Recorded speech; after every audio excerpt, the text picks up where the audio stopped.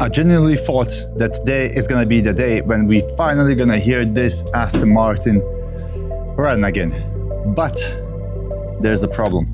Everything was ready, we installed all of the modules. We still need to install the eDiff control module, but after we bought the last module from the Aston Martin, I received this email. So the Aston Martin dealer that we've been working with told us that they can no longer take this car for programming.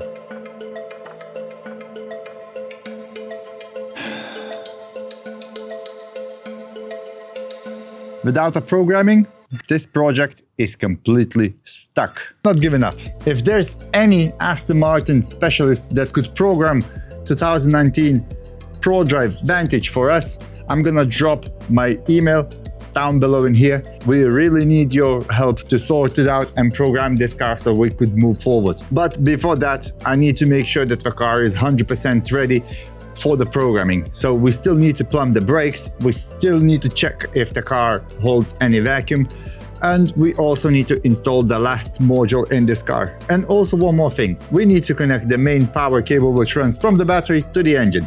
The only thing I cannot get my hand around, we bought quite a lot of parts brand new from the Aston Martin. So let's say for example, the ECU itself cost us £800. The eDiff module cost us £1,000. We paid 700 quid for the key as well. And before that, the Aston Martin said to us, well, not all of the Aston Martin, but that dealer said to us that if you're not gonna find a win, they're not gonna accept the car for programming. We did find a win, and they said that they would program only new modules. We bought a new modules, we got a virgin ECUs from them, and in the end they said, oh sorry, we cannot help. So what's going on? I don't actually understand why would that happen. Is it because I'm making a YouTube videos of this car or what's? Well, let me know. Drop your thoughts in the comments because I'm feeling completely lost about this. And who knows, maybe one of you guys who's watching my videos gonna help and save this project. Right, that's being said, let's start by installing the last piece of the puzzle. So in this bag, this is the last module that we need to install in this car, and it's only held by 4 bolts and massive electrical connector. Let's install it. Since this is a GT race car that's been sitting for years and arrived with several modules missing, every single control unit matters. Even one missing module like an eDiff control can stop the rest of the car from communicating properly. So the module is now back in place. While I'm on this side, I'm also gonna try to fix the brakes with installing one of those. So this is the female. So this is the male fitting for the brake line. And to be honest, I've done a couple of times of that, so I'm just gonna give it a go and gonna try to fix it. As our pipe is missing that, and we got a hose just disconnected, so it would be great to have the system back as normal as supposed to be, and maybe it's gonna work. One question I had while rebuilding this Aston Martin was whatever this car actually needs a brake pressure to start. The answer is not exactly. What the car really needs is confirmation that the brake pedal has been pressed before it will allow engine to crank. So one side is completely done. Now we need to do exactly the same for all other 4 wheels. But before we tackle all other wheels, what we need to also do, we still got 2 hoses in the back here disconnected, and also we got the positive cable from the engine that it runs up to the battery in the back disconnected as well. So we need to fix that one out as well while we're in one place. But I need to lift the car high in the air because obviously I'm not gonna reach it. And as you know, I do not have a lift, so I still need to put the wheel back, roll the car to the front, lift it up and sort all other mess.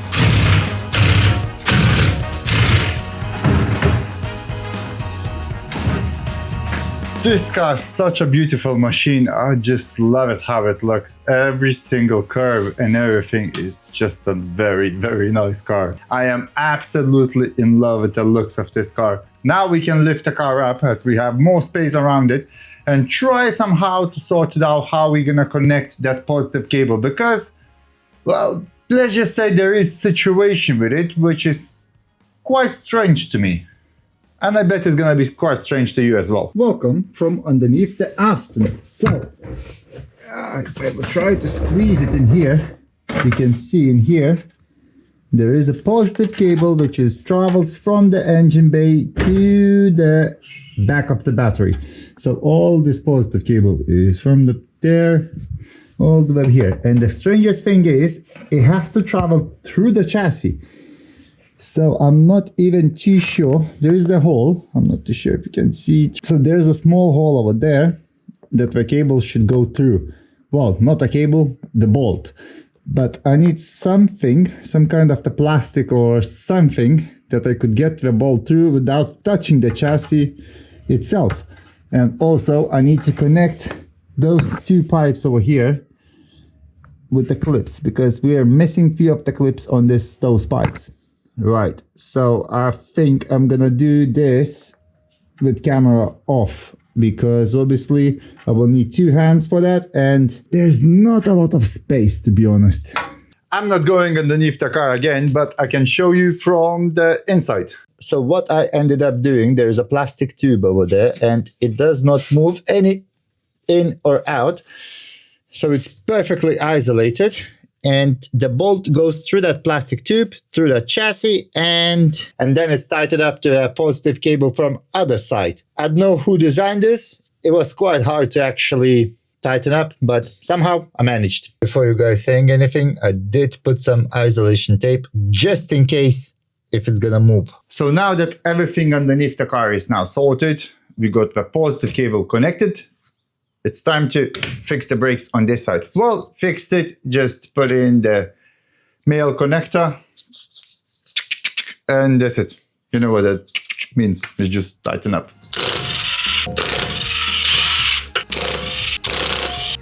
So even though the engine doesn't technically need a hydraulic brake pressure to crank, it does need to know that the brake pedal has been pressed and that all the relevant electronic systems are communicating properly.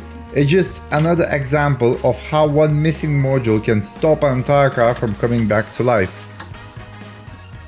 So the both brake lines in the back is now sorted, they all flared out, but the question is it gonna work? I hope so.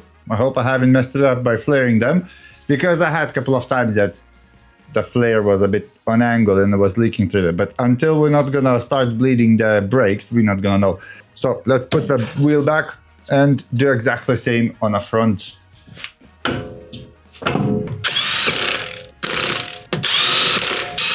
So some kind of the smart ass decided to cut off the hose from here.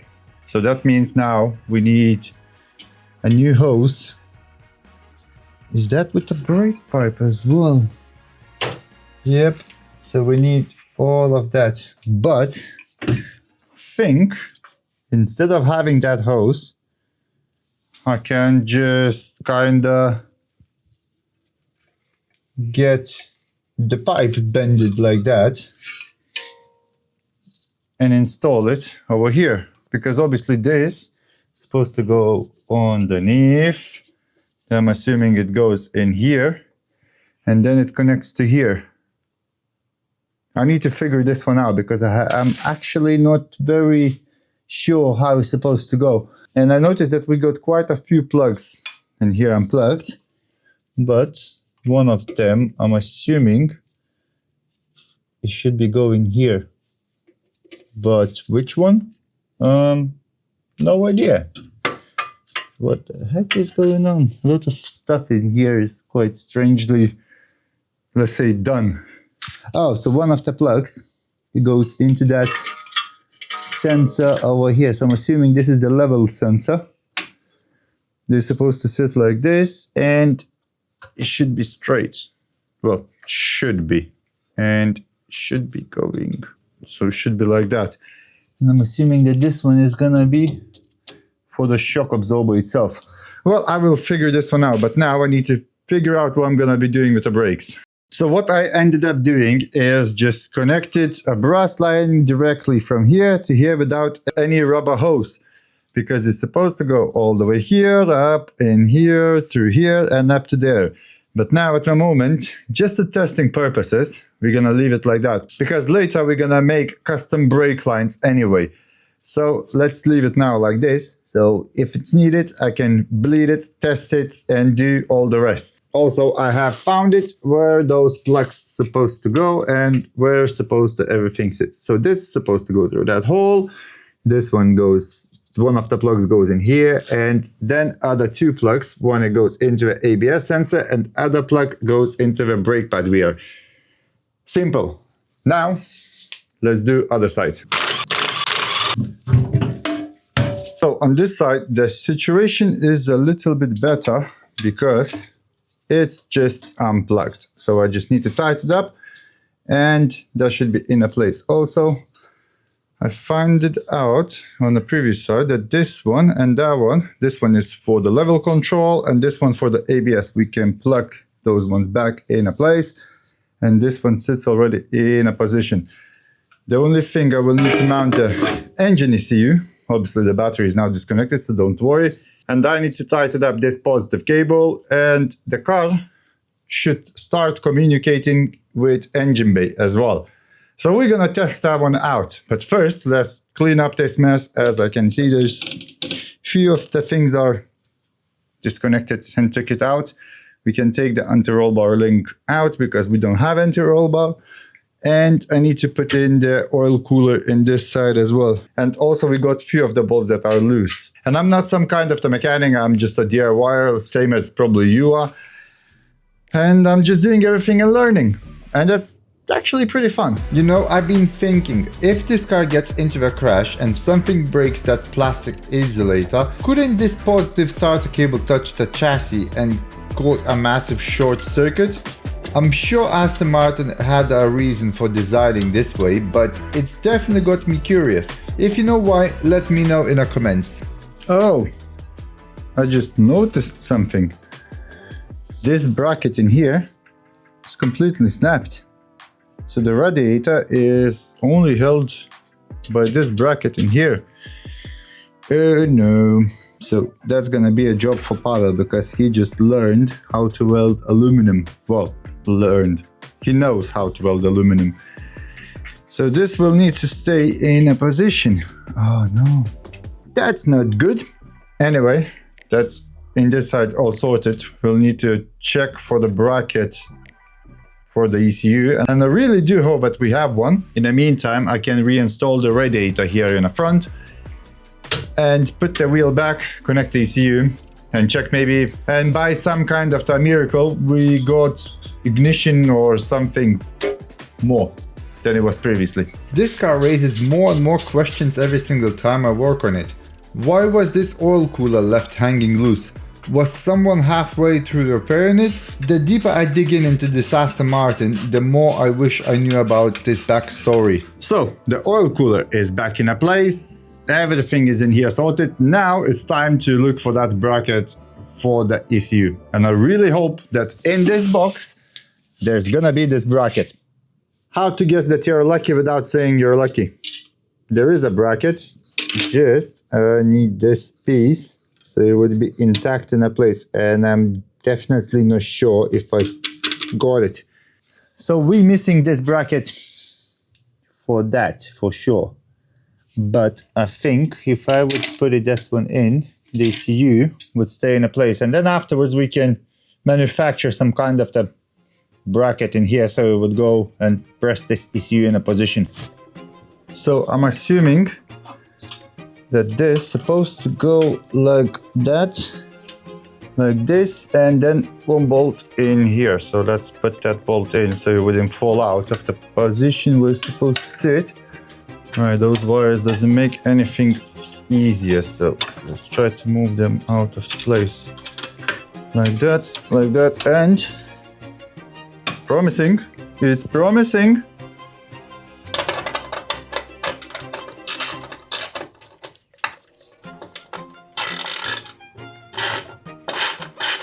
So that's good. I can put all the rest of the nuts on. So there's only two of them, one in the bottom, one in a corner over here. And then I can try and put the ECU in a place. Obviously, I'm gonna put it now on a zip tie so it wouldn't fall out. But I tell you what, design-wise, it's not kind of the smartest, because imagine if your wheel breaks out, it's literally gonna hit the ECU straight away. So I understand why the ECU now costs £800 instead of £350. Because in the beginning, what the Aston Martin said, that the ECU cost £350 like 3 or 4 years ago, and now it's £850 because they noticed that there's more crash damage cars coming to the auction, and basically the ECU is it's the main thing. So if you buy the Aston Martin Vantage and the wheel is broken in this side, you know that you will need to change the ECU. So how is this supposed to sit then?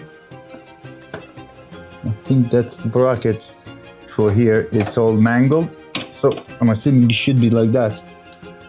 But again, we do not have any of the brackets for the ECU to hold in the place, so we just not gonna put it and ignore it. Now, should sit just like this. I know, this is not ideal, but it does the job. ECU doesn't move, so it's not gonna hit the wheel for a meantime if you're gonna move this car ever again, if it's gonna get programmed. So I do really hope that somebody from you that watching those videos is gonna say, hey David, I can program it, then would be perfect. Next thing, put the wheel back, and I want to plug in the positive cable on the battery to check maybe something is more alive. So let's check that. So I do not have any high hopes on this. I don't think so that anything's gonna be working, but we can try.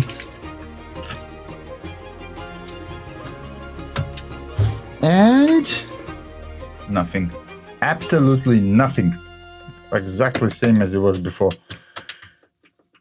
Nothing works. It definitely needs a programming, so if any of you guys can help me out, please. We'll see if this Aston Martin can actually run. Now, next thing, I want to test if the car holds any vacuum. Alright, let's check it, if we have anything.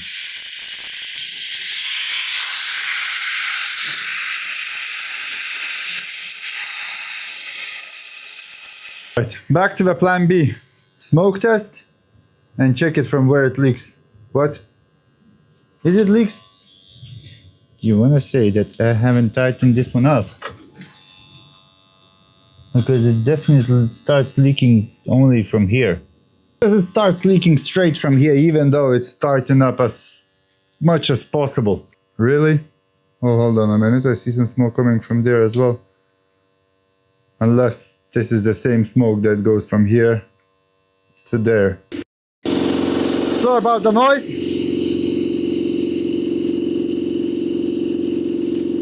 It started to go. I can hear that it's leaking somewhere from here. And I think it's gonna be from the radiator. It's time to tell you who won the diagnostic tool.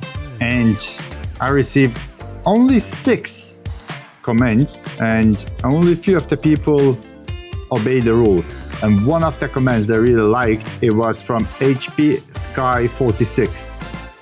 So his son has extremely unwell and was hospitalized in Australia for 3 months. He is now thankfully back home and on a road to recovery, and loves to help me fixing and maintain all our cars. He has 3 cars, and I think he definitely deserves to win. Drop me a message, you just won a diagnostic tool. Right, so all that work today, and we're standing in almost exactly same position where we was before. The car is not starting, the car doesn't show any sorts of life. Now we probably have a leaky radiator, and I need to dismantle everything in the front. Thank you so much for watching this video. If you enjoyed it, don't forget to click subscribe, like, share, comment, and I guess I will see you in the next one. And at that point, the Aston is winning. I'm definitely losing on this. I wish to see some sort of life, so I would say, oh, we're getting somewhere. Now we're standing in a exactly same position from the almost day one that we had this car.